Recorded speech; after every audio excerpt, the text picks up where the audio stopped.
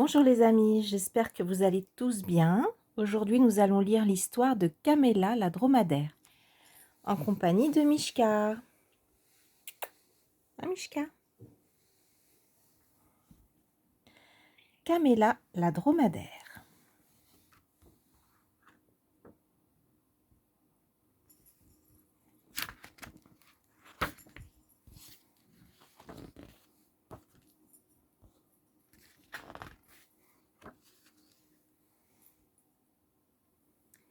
Depuis belle lurette, à cause de sa bosse, Camella la dromadaire se trouvait atroce. Rien ne lui allait, ni les salopettes, ni les pantalons, ni même les jupettes.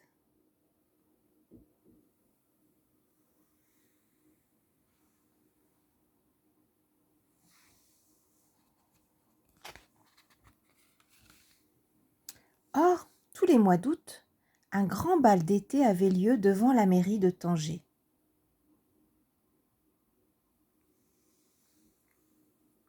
Camella redoutait ce grand événement que tous les animaux attendaient impatiemment.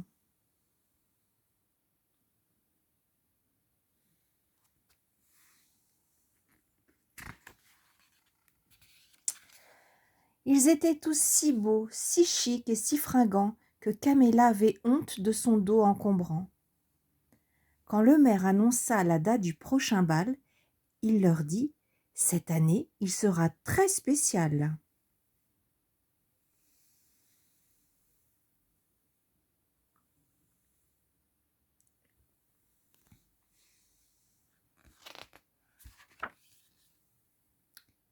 Un jeune et joli comte de la meilleure société ouvrira notre bal de façon magistrale.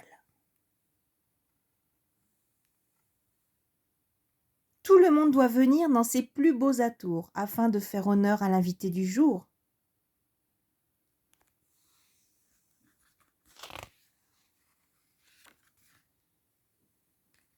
Camella était si triste qu'elle en perdit la tête. « Oh, maman !» pleura-t-elle, « je n'ai rien à me mettre. » Mais on s'en doute bien, sa maman la consola, comme toutes les mamans le font dans ces cas-là.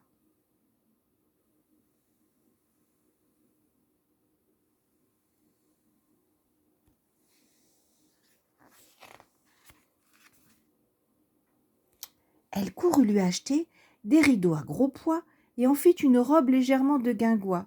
Ce n'était pas vilain, mais pas très élégant. « Tu seras la plus belle », la rassura sa maman.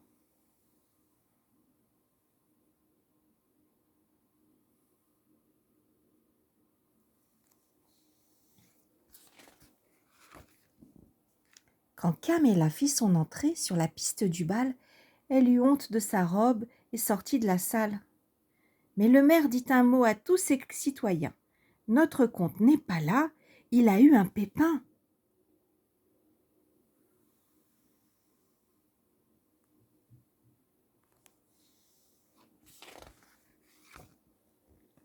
Sa voiture s'est arrêtée quelque part loin d'ici.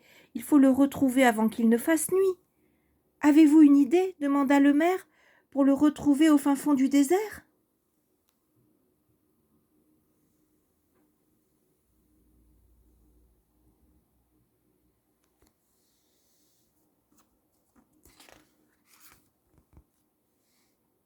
Camella, se retournant, lui dit « Moi, j'y vais.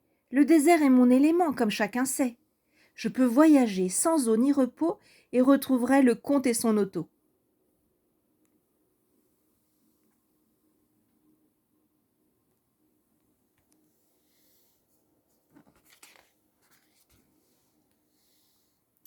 Toute la foule applaudit, tandis que Camilla buvait pour remplir sa bosse autant qu'elle le pouvait. Puis elle se mit en route et d'un pas nonchalant prit la direction du sud fort courageusement.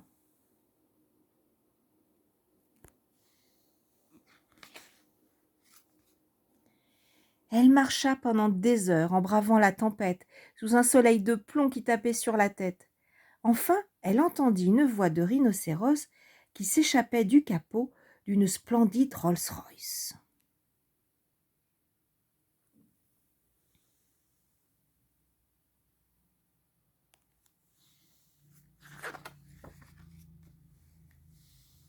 « Enchantée, lui dit Camella. en faisant sursauter le comte abasourdi. « Je vous ai retrouvé !»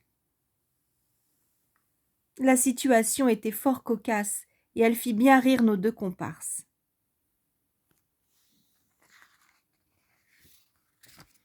Ensemble, ils galopèrent sous le ciel lumineux.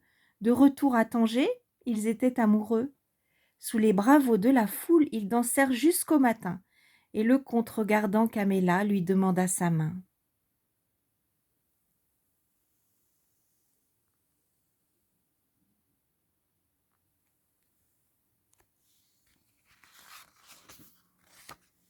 Quelques mois plus tard, ils se marièrent. Caméla était gaie, le comte était fier. La vie était si belle qu'elle en oublia sa bosse et se mit à rêver à son voyage de noces.